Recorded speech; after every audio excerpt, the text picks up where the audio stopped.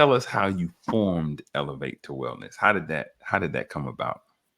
Okay, so like my whole life, I've always been into physical fitness. Right. So always bodybuild, competed, been in sports, ran track, did all that stuff. Always been active my whole entire life.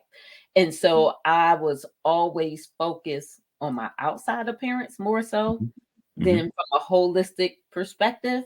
And Right. so I was that person that was at the gym doing all this stuff, eating right, doing all that stuff.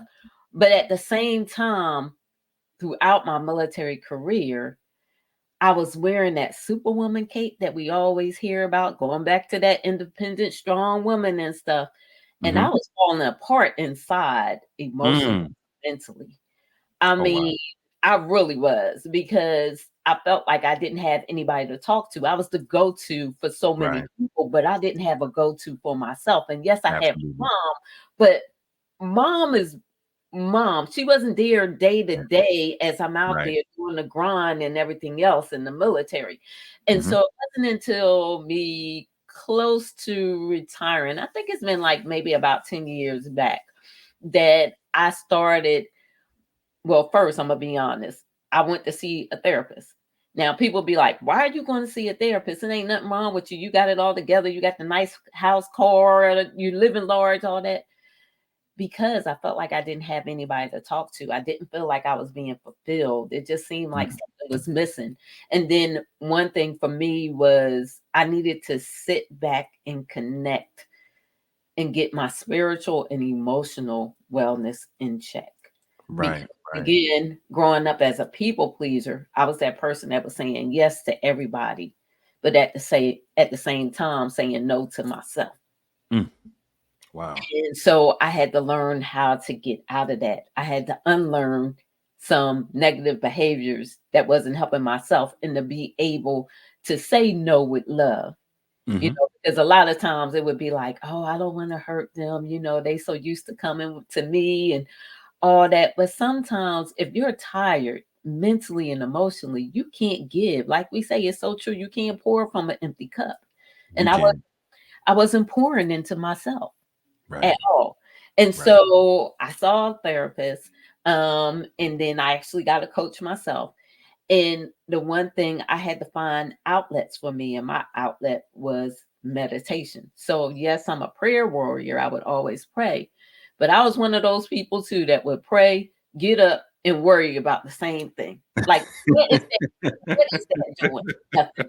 God looking at you like, "Oh, really?" You're like, I want you to come and ask. I want you to knock on the door and everything, but you sitting here worrying about it. So I had to Right. learn to pray and then sit in silence and meditate and actually get in alignment, mind, body, and soul, so that I Mm-hmm. can hear from God, so I can actually move forward. And so Mm-hmm.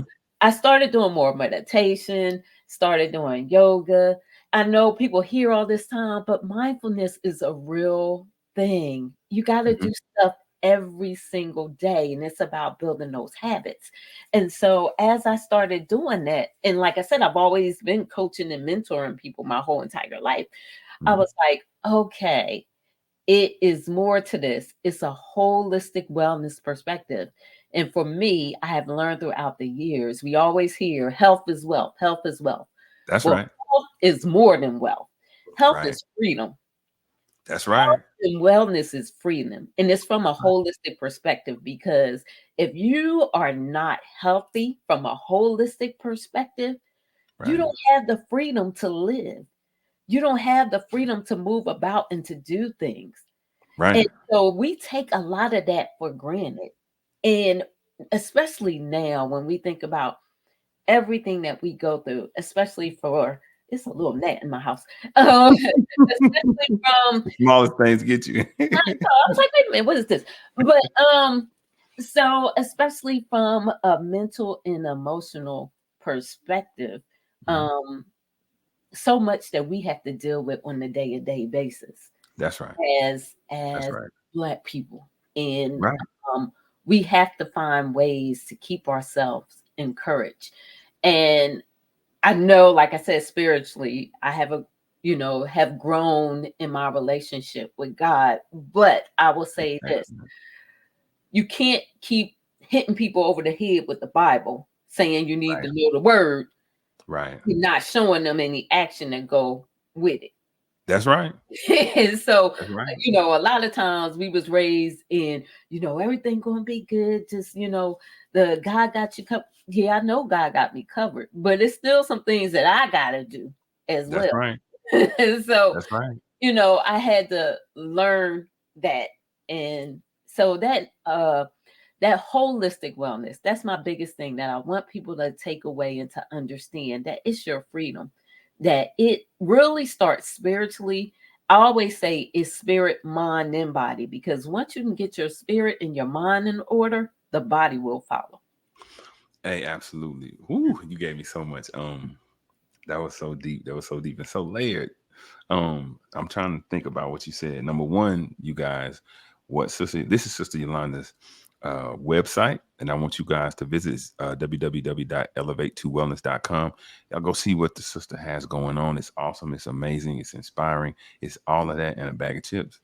But what you were saying about um getting therapy, that's an issue in the Black community that's super taboo. And what's crazy is, just like we were talking about being poor, that's traumatizing people. That can cause you. I've been in the military. Sister Yolanda's been in the military. We could tell you that you get the same effects from going into a deployed location, Yes. PTSD, as you do living in the inner city and Yes. experiencing a lot of that trauma.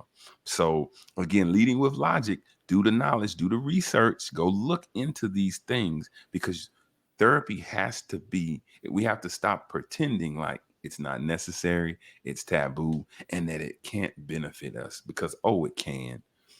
So that's amazing for you being so vulnerable. Oh, let me say this about therapy that's so important. I actually think that every Black person should have a therapist and go I see do too. someone and talk to somebody, because, like you said, when it comes to that PTSD, it's not just on the battlefield. We're in a military setting. We're in the Right. battlefield of life every single day out here in That's these right. streets being Black. That's And right. and what's so important to that is that we have generational, not just generational curses, but generational systematic issues that we have to deal with. Mm-hmm. Mm-hmm. And through therapy, you have people who are trained professionals who are able to help you to get through it. Yeah, That's right. you can go to church, you can pray, and you can do all that, but you also need more. And I think it's an outlet that we have to saying that's have to stop saying is taboo when it isn't. It is something Absolutely. that is necessary, because we go through a lot.